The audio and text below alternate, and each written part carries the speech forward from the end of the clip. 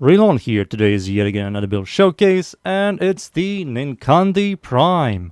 So let us immediately start. Let's start with the mods first. The mods I'm using on the Ninkondi Prime are using Condition Overload for plus 8% melee damage per stats type affecting a target. This is going to help you out a lot with single target DPSing. Weeping Wounds and Blood Rush is here, so we're going to have 12x combo all the time. So with these two, once you get 12x, that's 440% stat chance and 440% critical chance. Prime Fever Strike for Toxin, Volcanic Edge for Heat, Heat and Toxin gives you gas, right here, and stat chance. Prime Reach for range, Berserker's Fury for 70% attack speed after 2 kills, and Galvanized Steel for critical chance, and after 4 kills you get 120% critical damage. These are the mods. For the Arcane Melee Influence, the weapon does come with electricity, which is quite nice, so of course we're going to use Melee Influence. On electricity status effect, there's a 20% chance for elemental status effect to apply to every enemy in a 20 meter radius for 18 seconds. This is going to help you out a ton with clear. For the stats, the attack speed is average, range is fine-ish, combo duration is 5 seconds, but I am going to use primary secondary dexterity to increase it from 5 seconds to 20. Follow through is 50, which is not good, but we are using melee influence, so melee influence doesn't care about follow through. Riven Disposition is good, critical chance, critical damage, increased damage is quite nice, so you can remove like Condition Overload, which is a ton of decrease on damage, but you get like critical chance and critical damage, which is going to help you out a ton. And or maybe you can go for like critical chance, critical damage, and attack speed and remove Berserker's Fury for it. Critical chance is, I think, slightly above average. Crit multi is slightly above average. Stat chance is really good, and total damage is fine. Stat wise, nothing mind blowing, but it's still like solid. Those are the stats, the mods, the Arcane. I'm going to use the Nunchucks. I'm going to use Ember. I'm not going to use a primary secondary. They're only going to be there for primary secondary dexterity, just to increase my combo duration. I'm not going to use a Sentinel, Dog or Cat. Just Ember and the Nunchucks. So let us immediately start.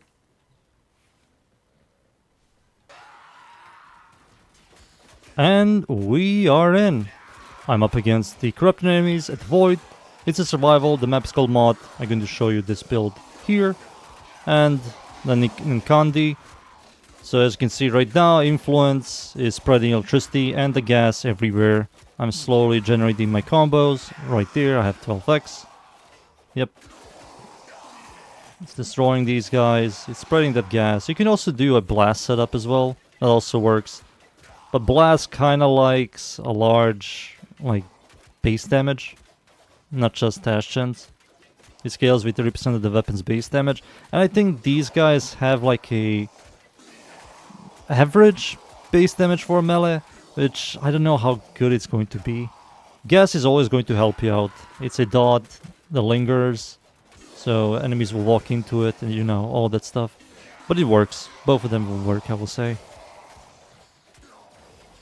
Sadly, Influence is doing all of the job right now. Spread that gas and electricity. This is Xmas unit. He's... oh, it's the Arctic. Never mind. They are freaking tanky. I'm shocked that I'm not doing a lot of damage to this guy. There we go. Holy. This is also without any buffs or armor strip. Just raw damage from the weapon itself. This room is maybe way too big for the enemies. Come on. Where are my enemies? There we go. Now I'm cooking. Another one.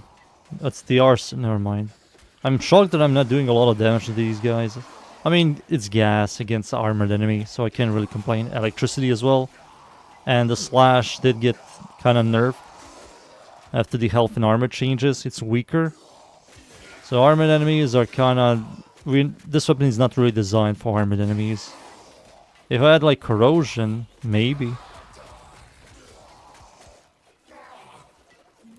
But you can't really add corrosion with the influence setup because you have to combine the electricity from this weapon with the toxin, so you can't really utilize influence with this weapon. And right now it is influence is just like makes some of these weapons good when it comes to clearing.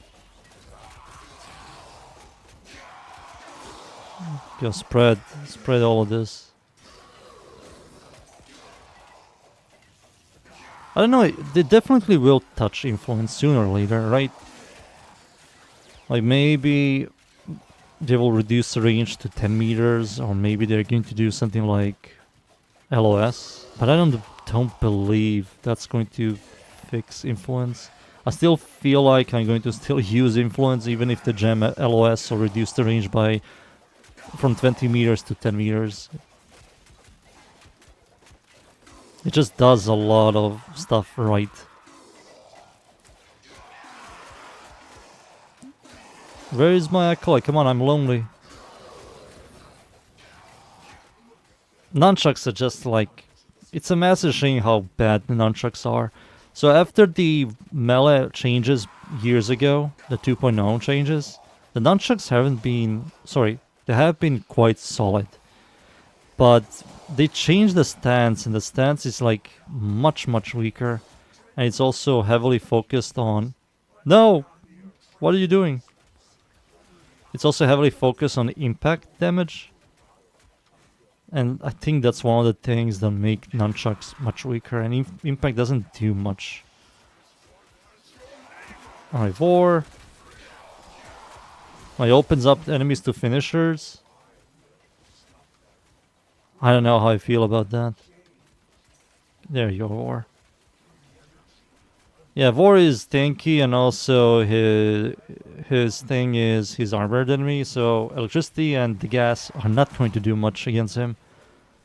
But I will brute force this. Just holding E. Holy, something just destroyed my shields. Stop it, please. Oh, he said about the anus key, boys. He said about the anus key. Alright. He's very close, and he's dead. There we go. Alright. That's it. I think it's time for me to extract. So, I'll be right back. The Ninkondi Prime are usable. It's just because of influence. Just influence existing makes it usable. But if they ever like touch influence, I think the Ninkondi Prime are kind of garbage. For Prime, it's not that impressive. I think every Prime has to have some kind of usefulness. But Ninkondi just doesn't do anything special. The damage is average, the crit chance is slightly above average, the crit multi is like slightly above average, the stash chance is like the only like massive thing on the Ninkondi Prime.